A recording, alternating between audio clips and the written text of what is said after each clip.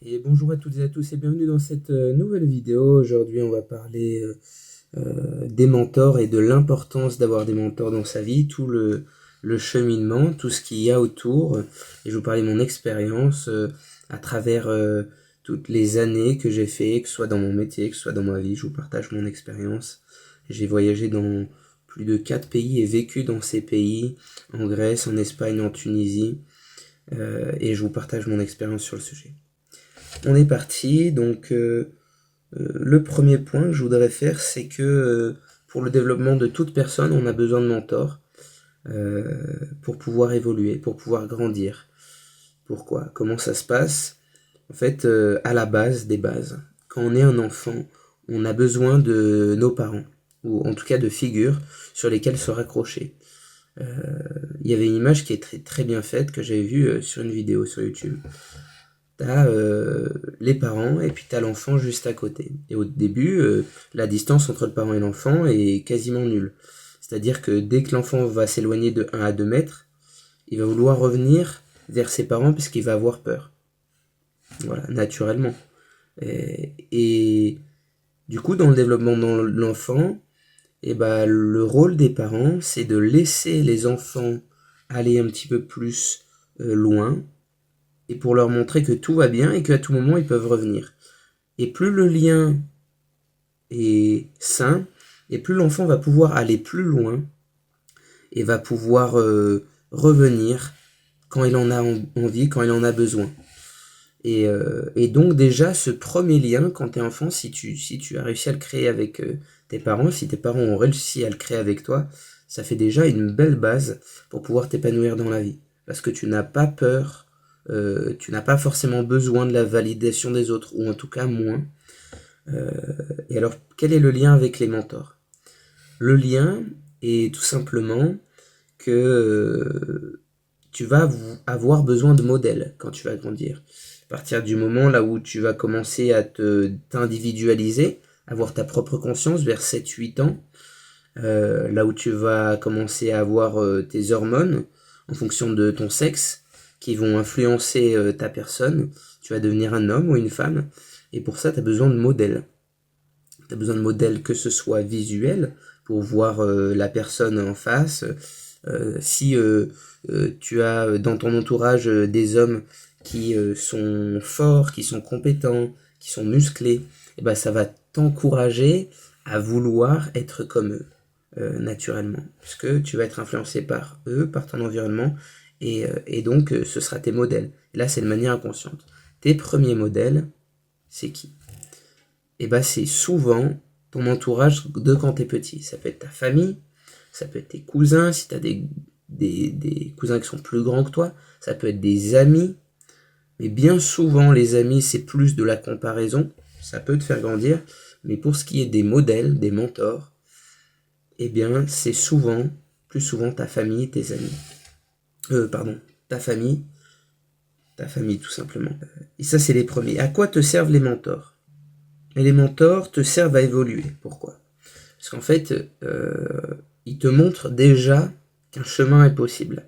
Admettons, tu as envie d'être musclé, tu as envie d'être bien dans ta peau, tu vois que ton père fait déjà les efforts pour, et qu'il est déjà arrivé au point là où toi tu aimerais en être.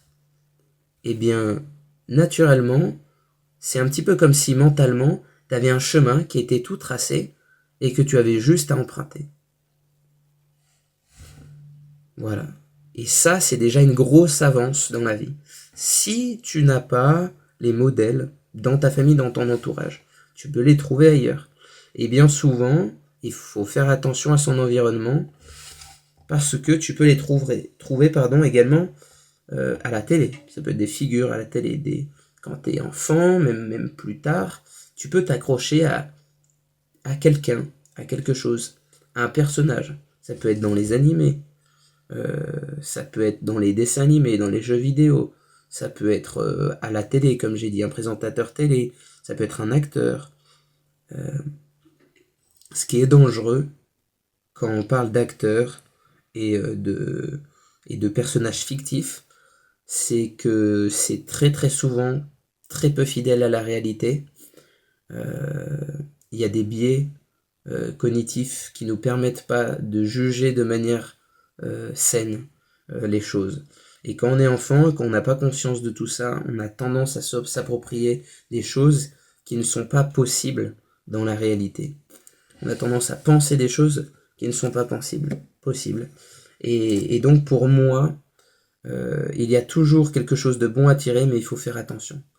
Pareil, imaginons qu'on parte sur un animé et qu'on parle du personnage principal de Dragon Ball, pour ceux qui connaissent, Sangoku, qui est un combattant.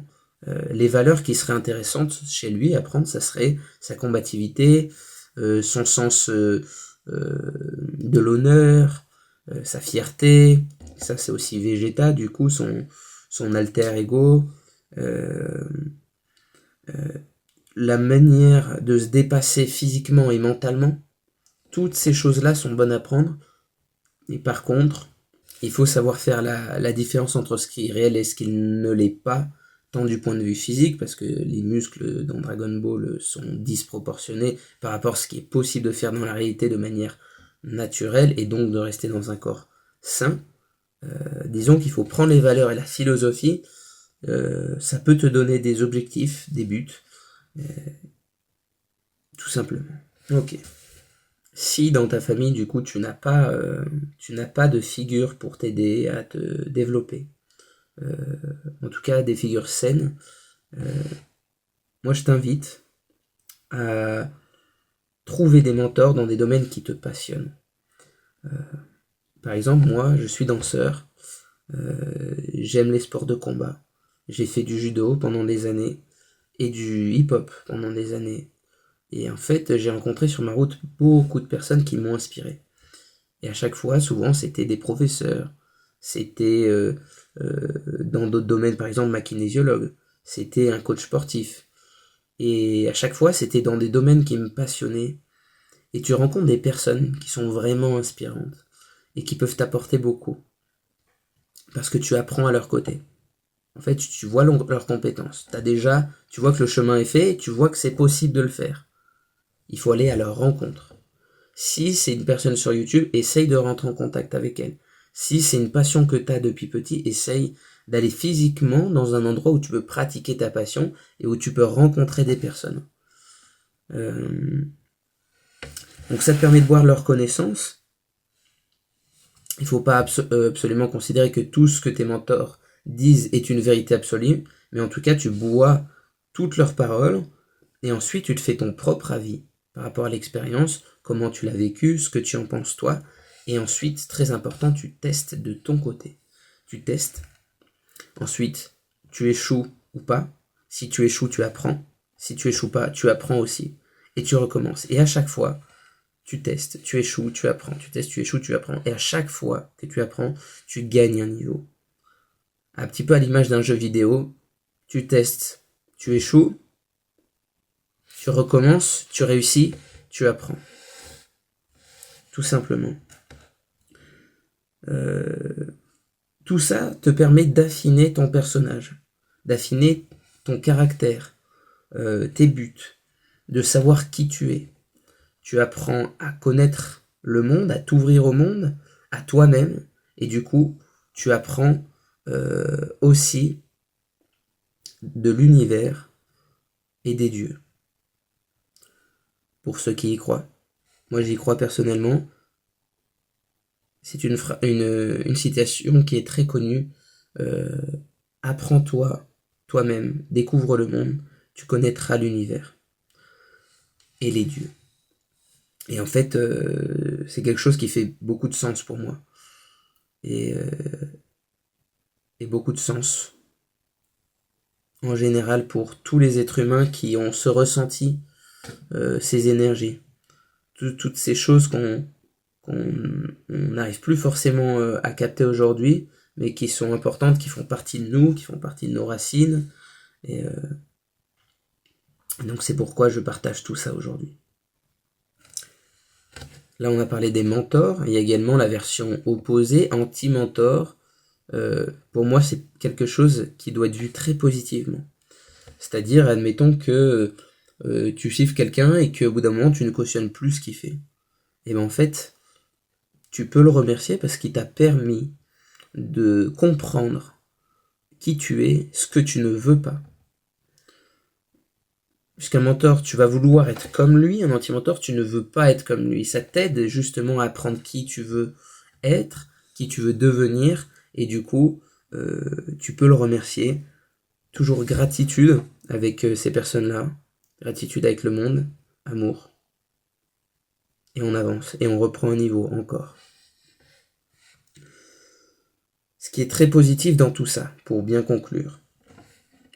Qu'est-ce que ça va te permettre de développer, on va dire, ton environnement, d'aller chercher des mentors dans les passions que tu as. Ça te permet de faire un réseau professionnel et sociable, ok, de créer ton environnement. Et donc, de te développer dans le sens de qui tu es, dans ce qui est aligné pour toi dans ta vie. Plus de compétences, globalement, parce que tu es avec ces personnes, tu apprends. Plus de compétences, tu augmentes de niveau, et on va toujours sur ce chemin. Tu grandis sur ce chemin. Tu es aligné parce que tu as les personnes qui te permettent d'être sur ce chemin, et tu grandis parce que tu as plus de compétences, plus de clarté sur ce que tu veux faire, ce que tu veux être, et donc tu vas arriver plus facilement à tes objectifs. Et plus de clarté mentale. L'amour, plus d'amour aussi.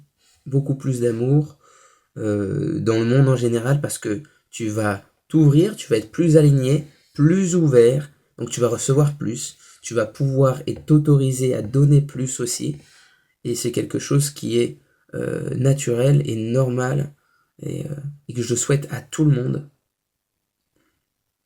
Devenir celui que tu es à l'intérieur. Ce que tu dois devenir. Et tout ça te permet d'évoluer en tant que personne et devenir une meilleure personne à tous les niveaux. À chaque fois, dans tous tes domaines, si tu es pluridisciplinaire, ce que tu vas apprendre dans un et dans un autre, eh ben, ça va se croiser grâce, c'est des compétences qui peuvent être transversales, et du coup, ça fait multiplicateur, parce que tu as une expérience d'un côté, une expérience de l'autre, tu fusionnes les deux multiplicateurs, tu deviens une meilleure personne globalement, et tu touches à beaucoup plus de choses, tu as un champ de compétences qui est beaucoup plus grand, et tu te développes encore. Tout ça est très positif, et c'est le mot du jour, positivité, mes amis. Merci d'avoir suivi cette vidéo pour cette reprise, et puis je vous souhaite une très belle journée, et on se dit à une prochaine.